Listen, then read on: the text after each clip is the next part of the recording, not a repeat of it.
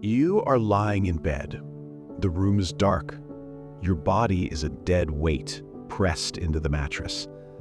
And yet, you are not resting. Your mind is scanning, planning, running through a list of things you should be doing. The voice in your head is not kind. It tells you that lying here is a luxury you haven't earned. It tells you that stillness is a weakness. You are exhausted, bone-tired, but the idea of taking a nap, of sitting down to do nothing, or even sleeping in on a Sunday, it triggers something deeper than laziness.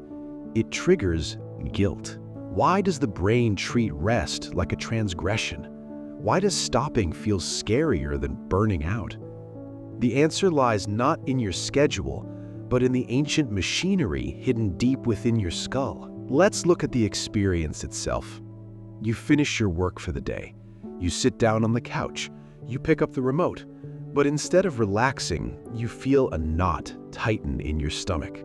A low-level hum of anxiety starts buzzing in your chest. You start scrolling on your phone, not because you're interested, but because doing nothing feels worse. Scrolling is at least doing something.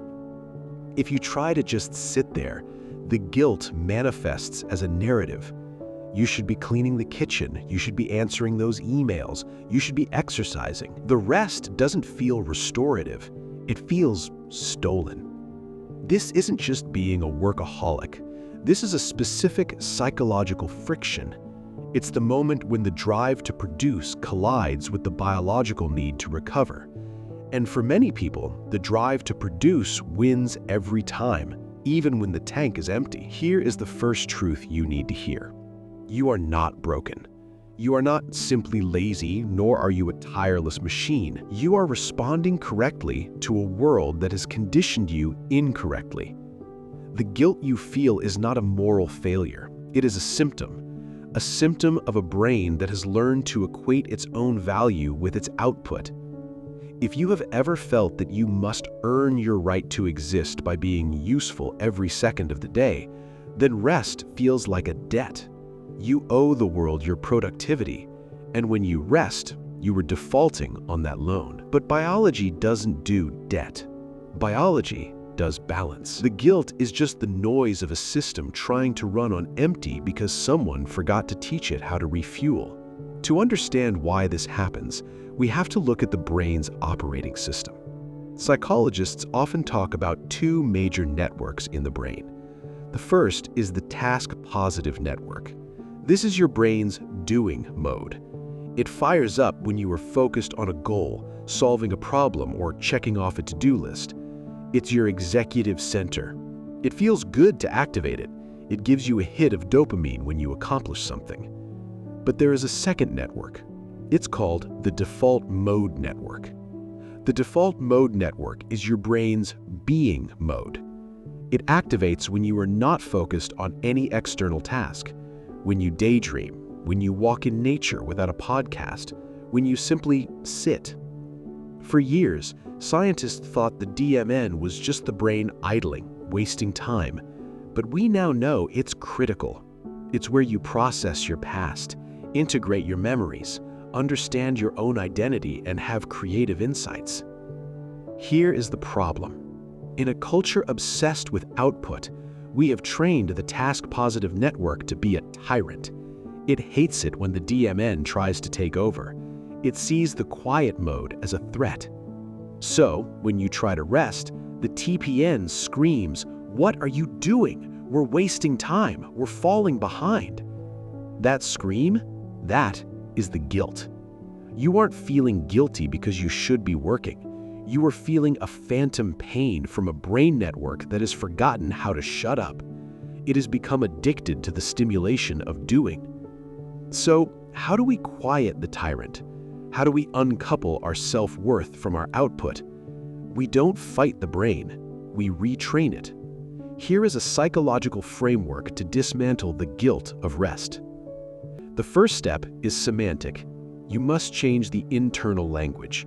When you think, "I am lazy," you are making a statement about your identity. When you think, "I am choosing to rest," you are making a statement about your behavior. Psychology tells us that behaviors are flexible, identities feel permanent. If you believe you are a hard worker, then resting feels like you are betraying who you are. Reframe it. You are not a machine that produces work.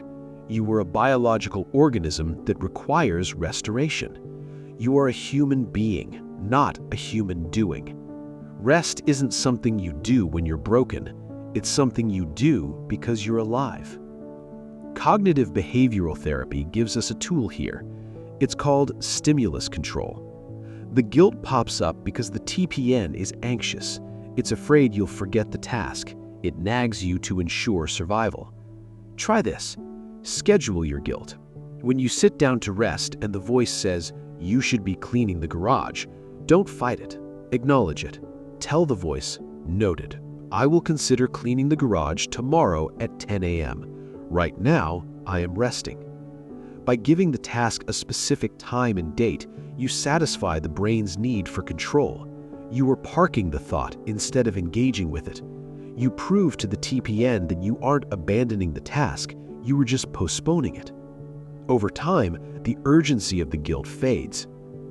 Often, we feel guilty resting because we are doing it passively. We collapse, we scroll, we numb out. This isn't true rest. It's just the absence of work. It leaves the DMN starved and the TPN restless. Shift to deliberate rest. This is active recovery. Instead of watching TV until you pass out, try 10 minutes of quiet breathing. Instead of scrolling through social media, sit on a park bench and just watch the wind move the leaves. This signals to your brain that you are engaging in a valuable activity. It's not wasting time, it's integration time. When you frame rest as a deliberate practice for mental health, the guilt loses its grip because you are now doing something on purpose. Let's tie this into one simple mental model. Think of yourself as a bow. The task-positive network is the tension. It's you pulling the string back. This is effort. This is achievement. This is doing. You can only shoot the arrow if you pull the string. But a bow that is always pulled taut loses its tension. It warps. It breaks. It can no longer shoot. The default mode network is the bow returning to its natural curve. It is the stillness between shots. It is the preparation for the next shot. The guilt you feel is the bow believing that it must always be pulled taut to be valuable. But a bow's value lies in its integrity. It lies in its ability to return to true. You are not just the tension. You are the wood, the curve, and the string. Rest is you returning to your natural shape. It is not a waste of time. It is the maintenance of your structure. So the next time you lie down and feel that familiar knot of guilt in your stomach, pause. Listen to the voice. Recognize it for what it is. It's not a moral compass. It's just a habit, a neural pathway that got too much traffic. You don't have to believe everything you think. You are allowed to stop. You are allowed to be still. Not because you've earned it, but because you exist. And existence, in its purest form, requires no justification. The world will still be there when you open your eyes. The tasks will wait. But you need to remember what it feels like to simply be.